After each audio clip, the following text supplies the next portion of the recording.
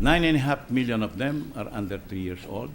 7.5 are between ages 3 to 6, enrolled in daycare centers, preschool, and grades 1 classes. But only 4 out of 10 of these Filipino kids, age 0 to 6, receive some form of early care and education. And most of these kids belong to the I don't want to say more affluent, but more financially able parents, and parents who have the natural tendency and the natural inclination to send their kids as early as possible to early education development centers.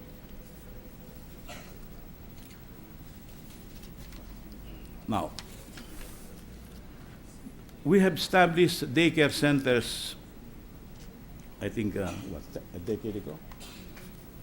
When was it, the daycare centers? 50 years ago. In fact, we are pioneering in that sense. We set up daycare centers. But these daycare centers, Mr. President, are not learning-oriented. They are more play-oriented for the children so that their parents can work at peace and work uninterruptedly, and some child minders can take care of the physical and mental stimulation of the kid. Now, less than 2% of every 10 Filipino kids, Mr. President, again, are part of this early learning program that stimulates brain development. 2 out of every 10, Mr. President. Now, the other scientific fact that we know now is that the brain must be physically stimulated from 0 to 5. That is the challenge that we Filipinos must now confront with, because we don't have that kind of stimulation for the Filipino child. And therefore, well, to make it more understandable, making the Filipino child school-ready is our greatest challenge today, Mr. President, in education. Because unless we do this, we will continue to produce 2 classes of Filipinos: the educated and literate, and an underclass of uneducated and illiterate. And that translates to the economic classes of rich and poor, or middle class. The poor will always be the uneducated and the unlettered.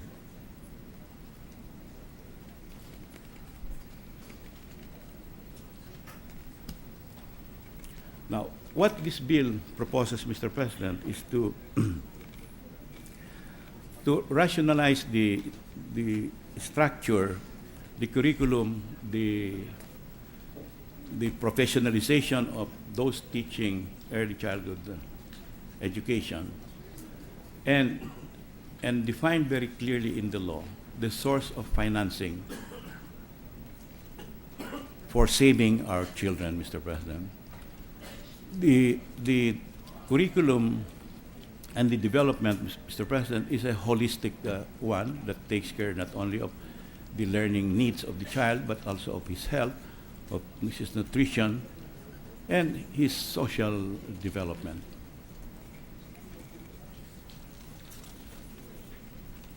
The personnel currently handling the education of young children in our school needs some upgrading and urgent upgrading of their competencies and capabilities. And this bill proposes to do that, because of those currently handling our kids, about 50,000 daycare workers, 50% are college graduates, although not education graduates, which probably is good, but they're not education graduates. What we intend to do, Mr. President, is transform the daycare centers into child development centers, to emphasize the holistic type of development we want a Filipino child to get rather than just a play-oriented thing. We want a child's brain to be continuously stimulated for brain development. The Early Childhood Care and Development Council is at the center of this bureaucracy, Mr. President, and this is the policy-making arm of the whole program. And the campaign, as put there, Mr. President, is develop their intelligence, personality, and behavior, and enhance success in school of our school children. What are the major pillar of the early childhood development system, Mr. President, are the parents. The parents are always at the center of a child's brain development. Without the active participation of parents, I do not believe that childhood care and development will succeed, whether at home or at care centers. Of course, we need the participation of national agencies like DepEd, DOH, the SWT, and the National Nutrition Council to reflect the holistic aspects of the child's development, but they will be automatically members of the ECCD system. We are proposing, Mr. President, that the LGUs, the local government, now begin to spending their IRA into social development, into programs that will help their own communities like early child development, rather than build all those waiting sheds and etc. that may not contribute to the physical well-being of their constituents, but may just simply beautify the locality. We want a gradual shift in mindset towards social development of their constituency.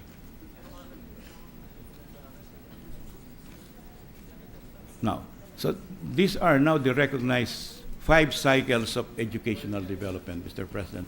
Cycle 1, and this is what we're dealing with this morning, is the foundation cycle. This is the fundamental age group, 0 to 6, where we must now begin to introduce learning techniques and learning into the child's head.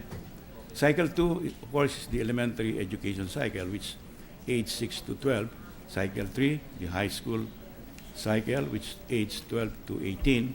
Cycle 4, the higher education cycle, the tertiary level, 18 to 24. And finally, Cycle 5, which is the continuing education cycle. Every person, Mr. President, has the potential to become a lifelong learner, but provided you stimulate and encourage the brain development, is brain development at youth or even at infancy, to remain exploring, to remain curious, to remain asking questions. Don't spank that child if he asks too many questions, Mr. President, because that is a natural technique for learning things, asking. Even if they break some of your precious possession, don't spank him. The thing is, you must hide or protect your precious holdings so that your child will not break it. But that is a sign, Mr. President, that the child is really born to be curious, born to be an explorer, born to be a learner, and we must encourage and cultivate that kind of natural instinct among our children. And that's the cycle.